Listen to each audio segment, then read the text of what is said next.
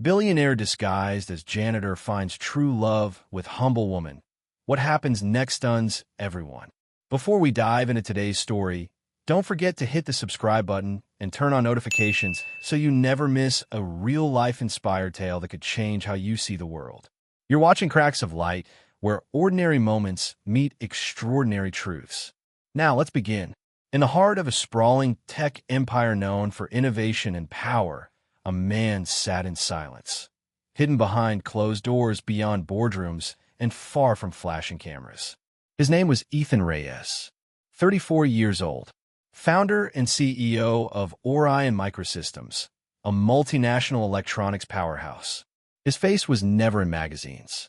No interviews, no red carpets, no social media. Billionaires in his league usually made headlines. Ethan made silence his armor. Not because he feared the spotlight, but because he feared what it attracted: pretense, flattery, and people who saw only what they wanted to gain. For years, every relationship he touched turned cold. Women smiled at his bank account, not his stories. Friends became consultants. Every handshake felt like a transaction. Ethan wasn't looking for admiration. He was searching for something rarer, real, something that cannot be bought. So, one morning, with no warning to the board, no press release to explain his absence, he walked out of his penthouse, shaved off his styled hair, dressed in an old hoodie, faded cargo pants, and scuffed-up sneakers, and disappeared. But not into exile. He walked straight into the front gates of his own company, through the staff entrance, not the executive lobby, and introduced himself to the cleaning supervisor as Sam. No last name, no background, just a man looking for work. No one recognized him. His skin looked slightly tanner under the cheap powder he rubbed on his face. His voice, normally confident and polished, now cracked and gruff, like someone who'd spent too many years in silence or smoke. "I'm here for the janitor job," he said. That was it. No more chauffeured cars. No private elevators. Just a mop, a cracked ID badge, and a schedule taped to the inside of a supply closet. That was how the most powerful man in the building became invisible. And it was exactly what he wanted. Because sometimes, to find truth, you have to be unseen. Sometimes, to hear honesty, you have to disappear. And Ethan was ready, not to test others, but to find one person, just one, who would see him not as a billionaire, but as a man. The man beneath the cap.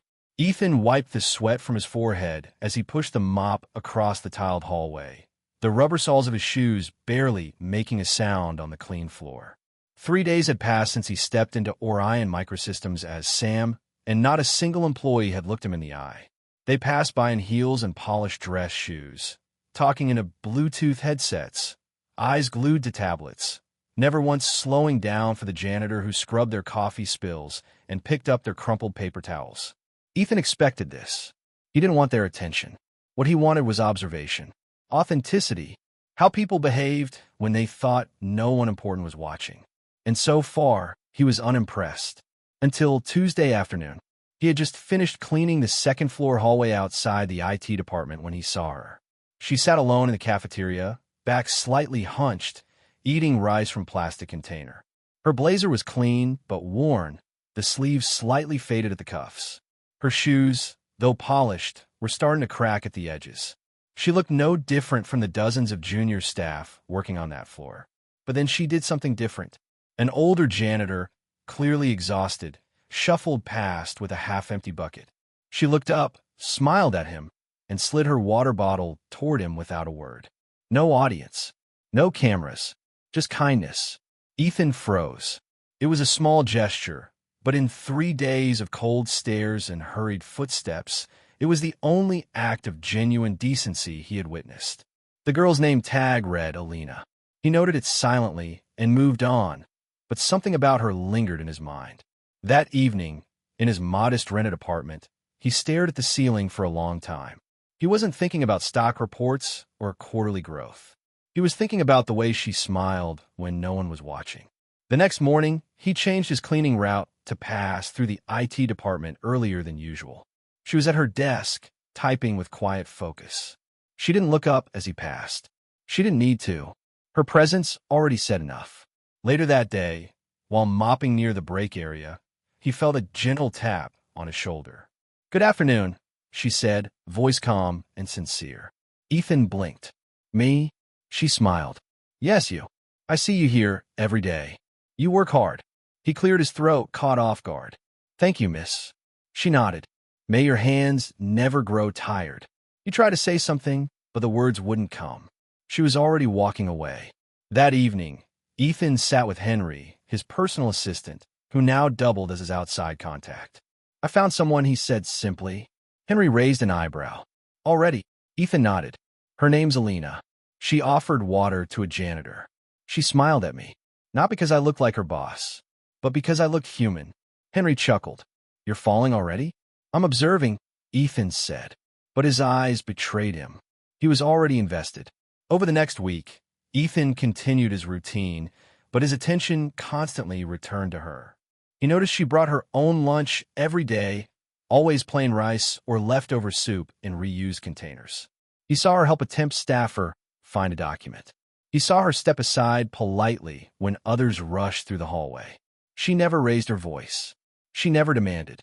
And yet she carried herself with a quiet dignity that couldn't be taught. One afternoon, she found him wiping the floor near the back staircase. "You haven't eaten," she said gently. Ethan looked down. "Not yet." She hesitated, then handed him a small paper bag. "It's just fruit, but I had extra." Ethan took it slowly, feeling the warmth of the banana inside. "Thank you," he said, voice low. "You didn't have to." She smiled. "Kindness isn't measured by what we have. It's measured by what we give when no one's counting." He watched her walk away, and for the first time in a long while, Ethan felt the weight of someone else's goodness press against the guarded walls he had built for years. The next day, he followed her discreetly after work. Not out of suspicion, but curiosity. She didn't take a car. She didn't call a cab. She walked, just like every day, past traffic lights, past loud streets, through narrow alleys, until she reached a low-rise apartment block that looked like it hadn't seen fresh paint in a decade. She entered through the side entrance, key in hand, movements quiet and efficient. Ethan stood across the street, watching. She didn't know she was being watched. She didn't adjust her behavior. That was the point. He saw who she was when she thought she was invisible, and that's what made it real. That night, he made his first move. "I want to pay 6 months of her rent," he told Henry. Anonymously. Henry hesitated. "You sure? She might freak out." "Let her think it's luck," Ethan replied. "Or grace. Just don't let her know it came from me." A few mornings later, Alina stepped out of her apartment to find her landlord waiting. "Someone paid 6 months for you," he said, still smiling. "Said to tell you the debt is cleared." Alina stared at him in disbelief. "Who?" "Anonymous," he shrugged. "Said God watches over good people." She stood silently for a moment, lips parted, eyes damp. Then she whispered, "Thank you," though she had no one to say it to. At work, she went straight to the back hallway and found Ethan wiping windows. "You won't believe what happened," she said, breathless. He turned. "Tell me. Someone pay my rent. All of it. No name. Just gone." Ethan widened his eyes. "Really?" She nodded. "I don't know who, but her voice cracked. "I just wanted to say it to someone. Thank you, even if you're not the one." He smiled softly. "Sometimes, kindness has no return address." She stared at him for a second longer, as if trying to read something on his face, then said, "You're different. Most people here ignore you, but you always respond. Always listen." He shrugged. It costs nothing to be human. That week, something began to shift. Their moments became more frequent. Sometimes it was just a glance in the hallway. Other times a brief conversation while she refilled her water bottle. She once found him cleaning in the rain and handed him her umbrella without a word. He once found her crying quietly near the fire escape after a stressful call and simply sat near her until the silence passed. They never named it, never rushed it, but a connection was forming, not built on positions or appearances, just something that spoke across two hearts, quietly and consistently. One morning, Ethan arrived early and saw her arrive at the gate, her steps slower than usual. She was holding her side, breathing unevenly. "You okay?" he asked. She gave a weak smile. "Didn't sleep well." "Nothing serious." At lunch, he saw her barely touch her food. That evening, he asked Henry to send a vitamin package to her desk and signed. The note simply read, "Take care of yourself. You matter." She didn't say anything the next day, but she walked past him, stopped, and said softly, "Whoever keeps doing this, I hope they know I'm thankful." Deeply. Ethan met her gaze and said nothing, but his silence was louder than words. In a company filled with ambition, status, and performance metrics, Alina had become his daily moment of clarity. She didn't know who he really was, but she saw who he was becoming, and maybe that mattered even more. Ethan moved through the building like a shadow, silent, unnoticed, but always watching. Every morning, Alina arrived exactly at 7:50 a.m., never late, never distracted. She walked past the reception with her ID card tucked into a cloth pouch, her steps steady but modest. Most people didn't even see her, but Ethan did. And with each passing day, he learned something new. How she always greeted the security guard even when he didn't reply. How she offered to help the receptionist sort delivery slips without being asked. How she walked to work in the rain without an umbrella and never complained. It was those small, invisible moments that made her stand out in a company full of polished masks. She wasn't trying to impress anyone. She just lived the way she believed was right. That was what pulled Ethan in further. Not her face, not her voice, but her spirit. He had seen people fake kindness in front of bosses, smile for cameras, cry at charity galas, then laugh about it in private lounges. Alina didn't even know someone was watching. That's what made it real.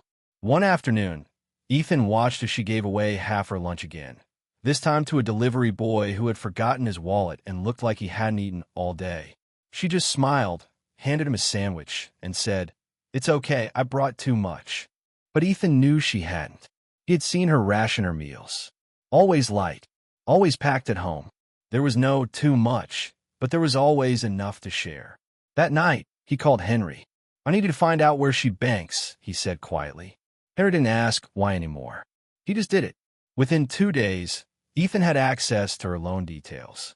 Student debt, medical expenses from her mother's last hospital stay, outstanding rent from 3 months ago that the landlord hadn't mentioned yet, but would soon. Ethan transferred the full amount quietly, using an untraceable foundation account he had created for anonymous giving. No names, no letters, no proof, just freedom delivered into her account. The next morning, Alina checked her phone before entering the building. She froze. Her breath caught. Then her eyes welled up. She sat on the bench outside and stared at the screen for a long time. Then, slowly, she whispered, "Thank you, whoever you are." Inside, Ethan mopped the lobby, pretending not to see her. But every inch of him wanted to reach out and say, "It was me." He didn't, because the moment he did, the magic would vanish. He wasn't doing this to be praised. He just wanted to help her breathe a little easier. The next week, HR posted an internal memo, promotion opportunities opening for junior staff in IT.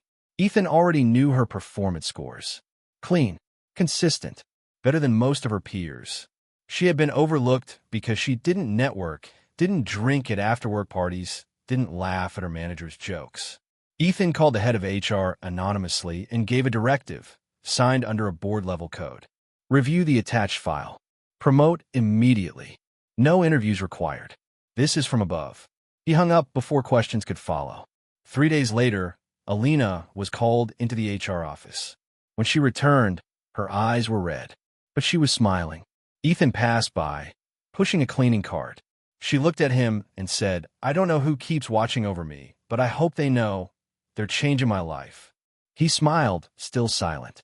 She had no idea how true that was. From that day on, something changed in her.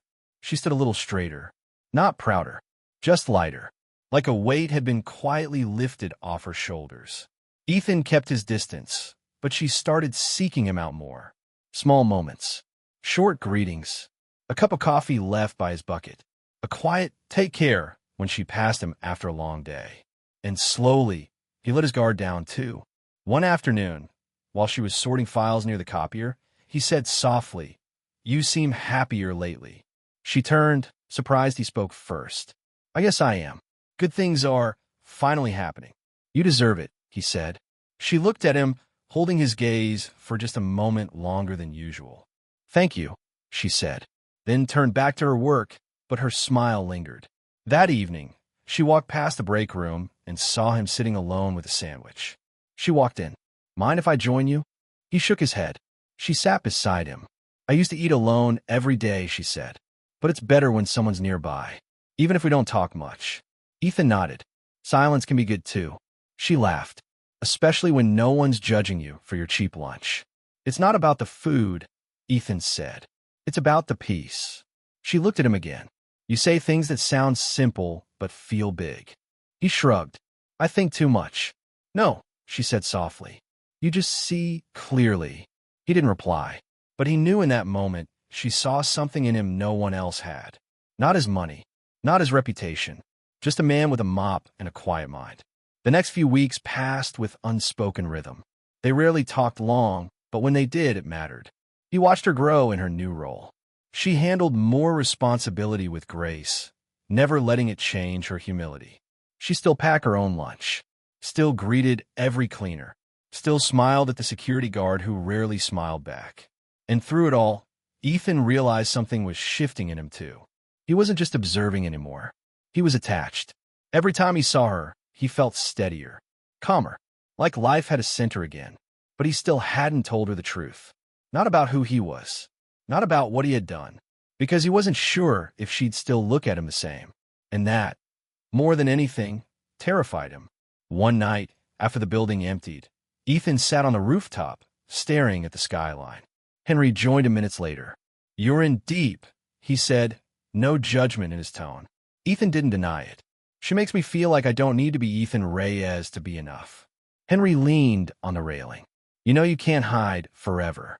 Sooner or later, you'll have to choose." Ethan nodded. "I know, but not yet. I want her to know me before she knows my name." Henry said nothing more, because he knew his boss wasn't pretending anymore. He was living, maybe for the first time in years. And the pieces of Ethan's life, once shattered by fake smiles and empty praise, were slowly being rebuilt by a woman with cracked shoes and a full heart. Piece by quiet piece. Blake had always walked like he owned the place. His suits were sharp, his cologne louder than his words, and his eyes constantly scanned the room. Not for work, but for women. He was the kind of man who didn't need actual power to feel powerful. All he needed was fear or the illusion of control. So when Alina received her quiet promotion, he noticed. Not because he read her file, but because she didn't come to his office to thank him. She didn't flatter, she didn't flirt, and she didn't know him. That irritated him. Women like Alina weren't supposed to move upward without asking him for help or pretending to. The fact that she simply worked hard and got rewarded outside his reach, outside his influence, made her dangerous in his eyes. Uncontrolled. One morning, he called her in. The message was simple. Report to Mr. Blake's office, 9 a.m. sharp. She knocked. He told her to enter. She stepped inside, polite but unreadable. "Alina," he began, leaning back, fingers laced behind his head. "You're doing well. I've been watching." She nodded, saying nothing. "You don't say much, do you?" He smiled. "No, sir, I just focus on my job." "I like that," he said slowly. "I like women who stay quiet, work hard, don't bring drama." She waited, uncomfortable. He stood up, walked around his desk, stood too close. "You're not like the others, Alina. You don't chase attention, and that's rare. You deserve more." "More?" she asked. "Yes," he said, brushing imaginary lint from her sleeve. "Better office, better salary, maybe even travel opportunities. But depends on one thing." She stepped back slightly. "And what's that?" He smiled. "Loyalty. The kind that goes beyond the desk. The kind that happens after hours." Her face hardened. "I'm sorry, sir. I'm not interested." He blinked, surprised. "Not interested?" She nodded. "I work for my position, not for favors." His tone dropped. "You think I'm joking?" "No," she said. "I just don't accept offers that come with conditions like that." He took a step forward. "I could fire you tomorrow." She didn't flinch. "Then I'll walk out with my head up." He laughed coldly. "You'd rather eat noodles for dinner than step into real comfort? Better poor with peace than rich with regret," she said and turned to leave. "This isn't over," he called after her. She didn't respond. Downstairs, Ethan was mopping near the security checkpoint when he saw her walk out of the elevator with stiff shoulders and clenched fists. He knew something was wrong. "Alina," he called softly. She turned to him, eyes glassy. "Can we talk later?" He nodded. That night, she found him near the stairwell, cleaning the handrails. "I need to say this somewhere safe," she whispered. And then she told him. Everything. The invitation, the threat, the feeling of being treated like a pawn. Ethan listened quietly, his jaw tightening with every word. When she finished, she looked at him. "Please don't do anything reckless. He's a manager. You're just a cleaner." Ethan swallowed the truth that nearly escaped. "No one should treat you like that," he said. "But if you're afraid, we'll handle it together." Quietly, she shook her head. "I'm not afraid of him. Just afraid of losing the little I've worked for." "You shouldn't have to choose between dignity and survival," Ethan said. "But people like him, they don't win forever." For the next week, Blake started a silent war. He overloaded Alina with paperwork, gave her deadlines no one else had, interrupted her during meetings with passive-aggressive remarks. But she didn't crumble. She worked late, stayed silent, held her spine straight, and Ethan saw all of it. Every extra report, every moment she walked out of a room with forced composure. At night, he sat alone, replaying her words, her courage, her silence. His anger grew by the day, but he forced himself to wait, because revealing the truth too early would make her a target again. He needed to time this right, and Blake was making it easier. Each petty move made him more visible to the wrong people. One day, Ethan watched as Blake approached her again near the coffee area, smiling like nothing had happened. She tried to ignore him, but he grabbed her wrist. Not hard, but enough to cross a line. Ethan dropped the mop and moved forward instinctively, but stopped. Alina pulled her hand back. "Don't touch me," she said sharply. "You'll regret this," Blake whispered. "No," she replied. "You will." And then she walked away. Ethan followed her with his eyes, his pulse steady now. That was the last straw. That evening, he called Henry. "Prepare the board. It's time." But before that could happen, Blake made one last mistake. A new applicant, a young woman desperate for a job, walked into his office for an interview. Within 5 minutes, she was in tears running out of the building. She didn't know it yet, but the man who held the mop at the front door was the one who would undo Blake's kingdom. Ethan caught her before she left the premises. "Are you all right?" he asked. She nodded, too ashamed to speak. "Come back next Tuesday," he said. "Bring your documents. You'll meet someone fair." She stared at him confused. "But you're—" "Just trust me," he said. She walked away with questions, but something in his voice gave her hope. And Blake, arrogant and unaware, carried on like nothing happened. Until the day Ethan stepped on the main floor, ready to speak the truth. But that moment hadn't arrived yet. Not fully. For now, he returned to his bucket, his gloves, his disguise. Because some battles are not won with loud voices. Some are won with timing, patience, and truth that strikes when no one sees it coming. And soon, Blake would see it. Sooner than he ever imagined. The promotion changed Alina's world, but not just in the way she expected. It wasn't the new office or the higher paycheck that rattled her. It was the shift in how people looked at her. Overnight, smiles turned sharper, compliments turned calculated, and conversations around her became loaded. It didn't take long before the whispers started.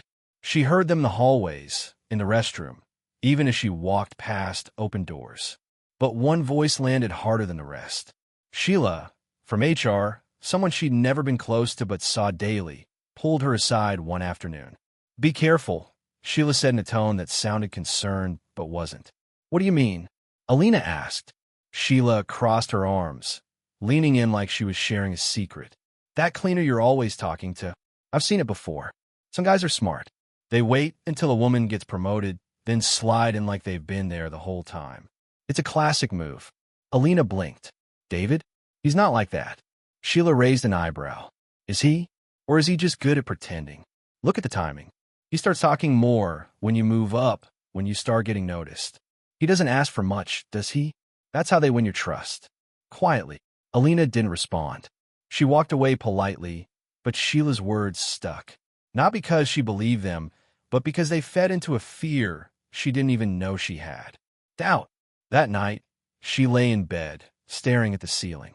Memories of David flashed in her mind, his quiet kindness, the way he listened, the way he never pushed, but also the way he never really shared anything about himself. Who was he? Where did he come from? Why did he care so much? He never asked her for anything, never crossed a line. But was that trust or strategy? The next day, she avoided the back hallway. David noticed. He didn't say anything, but when she passed him without her usual smile, he felt a shift. It wasn't cold, just distant, like she was testing space. For the first time since they met, she looked at him not with warmth, but with caution. He didn't follow her, didn't ask why.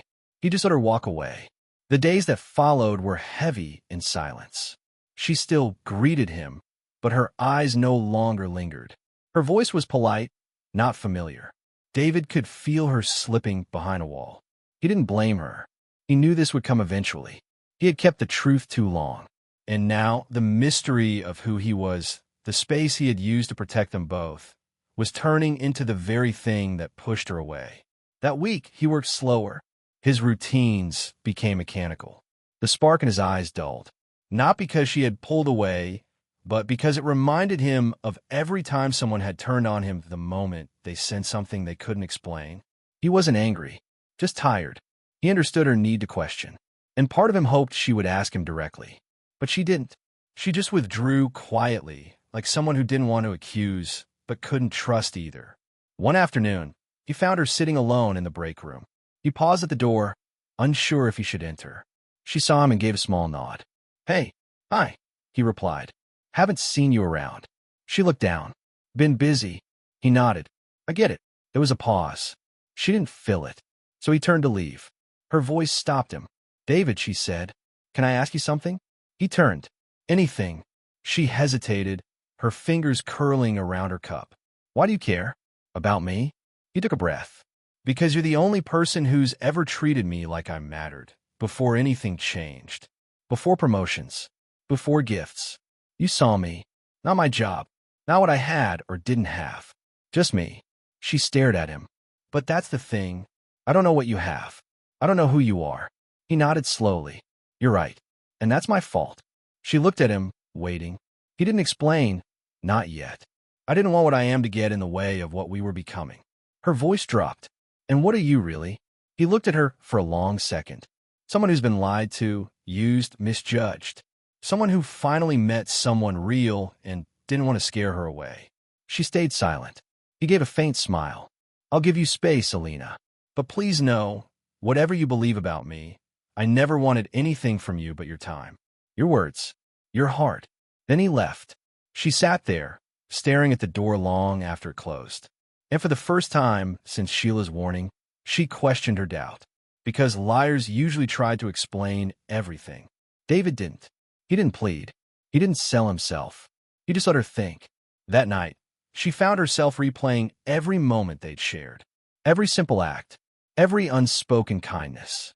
And slowly, the doubt began to crack. Because if he was pretending, why had he never taken advantage? Why had he given without expecting anything? Why did he still mop the floor every morning with the same quiet focus, even after she pulled away? Something didn't add up, but something also felt deeply honest. And her heart, no matter how confused, started to miss the version of him that simply made her feel seen. It would take time, but something inside her told her maybe she had misjudged the only person who had never asked her for anything. And that realization hurt more than the doubt ever did. The company-wide email came early in the morning. Mandatory staff meeting at 10 a.m. sharp. No agenda, no explanation, just a time and a place. The main conference hall. Rumors spread fast. Some said it was a restructuring. Others thought someone had died. A few whispered about layoffs. But no one expected what was about to happen. The entire staff gathered, filling row after row of plastic chairs, murmuring and checking their phones. Department heads stood near the walls, eyes scanning, waiting for whoever would walk out and speak. Mr. Blake sat near the front, legs crossed confidently, scrolling through messages on his luxury phone. He smirked at a junior employee who passed by nervously. Relax, he said. They're probably just announcing another pointless protocol. Then the doors opened, and in walked the janitor. Ethan stepped to the center aisle, still wearing his faded uniform, sleeves rolled up, hands calloused. He didn't rush. He didn't flinch. He walked with the same quiet confidence he'd walked with every morning for the past month. But this time, every step made the room quieter. Some people furrowed their brows.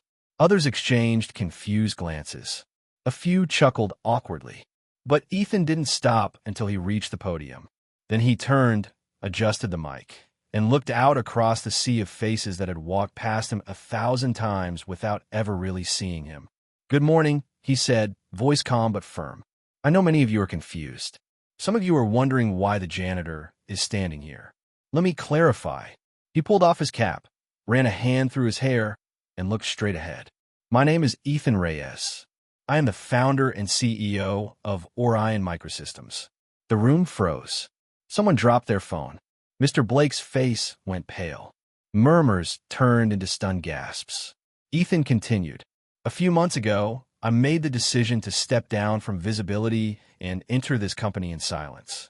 Not to spy, not to play games, but to see, to watch how people treat others when they believe no one important is watching." He scanned the room. "I wanted to understand the culture from the ground up. I wanted to see integrity, not in boardrooms, but in break rooms." He paused, letting the shock settle. "And I saw a lot. I saw people who worked hard, quietly, without praise. I saw employees who led by example, who gave even when they had little.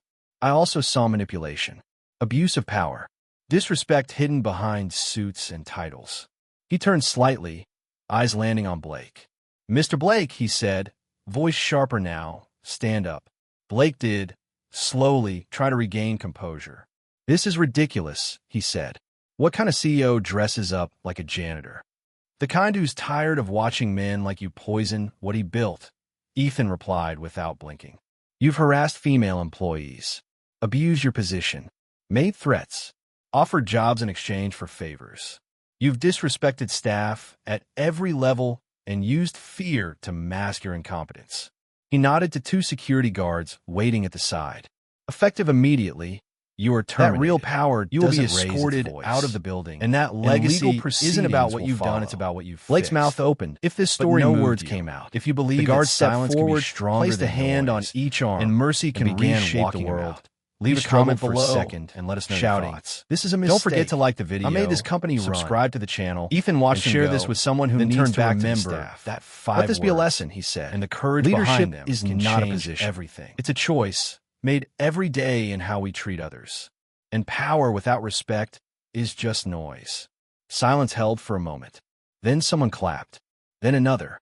And soon, the entire room erupted into applause. Not just because Blake was gone, but because the truth had finally stood up and spoken. But Ethan wasn't done. He took a deep breath and looked toward the third row. "Alina," he said gently. Her eyes widened. She stood slowly, hands trembling slightly. "Come up here, please." She walked toward him, heart pounding, unsure of what was happening. He met her at the center of the stage. "For weeks," he said, looking at her, not the crowd, "I hid who I was because I wanted to find someone who could see me without the filters, without the wealth, without the titles." His voice softened. "And I found you." She didn't speak. She couldn't. "You gave when you had little. You respected people others ignored. You made me believe again that love and honesty still exist in this world." He reached into his pocket, pulled out a small box, and dropped to one knee. Gasps swept through the room again, but this time it was awe. "Alina," he said, "I'm not perfect. I've lied by omission. I've waited too long to tell you the truth. But everything I felt, everything I said, was real. And if you'll still have me, will you marry me?" Tears filled her eyes. She didn't hesitate. "Yes," she whispered. The room exploded into cheers. Staff who barely knew them hugged each other. Some wiped away tears. Others smiled with disbelief, like they were witnessing something out of a movie. But Ethan didn't hear any of it. All he saw was her.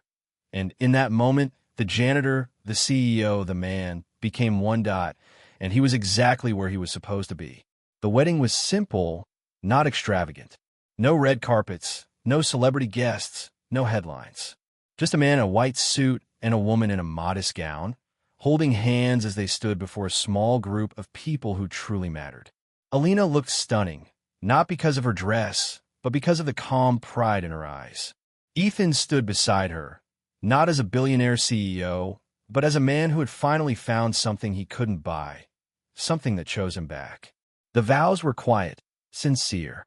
"I found you when I wasn't looking for anyone," Ethan said, "and you saw me before anyone else ever did." Alina's voice trembled slightly. "You didn't just change my life, Ethan. You showed me that real love doesn't ask for more, it gives more." The applause was warm, not loud. Their kiss wasn't rehearsed. And when they walked down the aisle together, it felt less like a performance and more like a promise to stay grounded, to lead with kindness, to remember who they were before all of this. Back at Orion Microsystems, change came naturally. The cleaning staff now had access to training programs. The cafeteria offered free lunch to junior employees. Alina and Ethan, now partners in both life and leadership, sat in the same office, side by side, making decisions that always came back to one core question. Is this how we'd want to be treated if we were still at the bottom? They didn't forget the staircase they climbed or the silence they endured. They didn't forget the lunch boxes, the cold walks home, or the lies whispered in corners. And they never let success drown out compassion. People often asked them how it all began. Ethan would smile and say, "With a mop." Alina would add, "And a small act of respect." They didn't build an empire. They built a culture. And it started with one person believing another was worth something, without needing to see a resume, a salary, or a title. Just a human. If this story meant something to you, if it reminded you that love, integrity, and humility still matter, then do us one small favor. Leave a comment, share your thoughts, and let someone else hear this message today. And if you haven't yet, hit that subscribe button and turn on notifications so you never miss a story that could shift your heart. Thank you for watching. Stay kind, stay real, and never underestimate the power of simply seeing someone for who they are.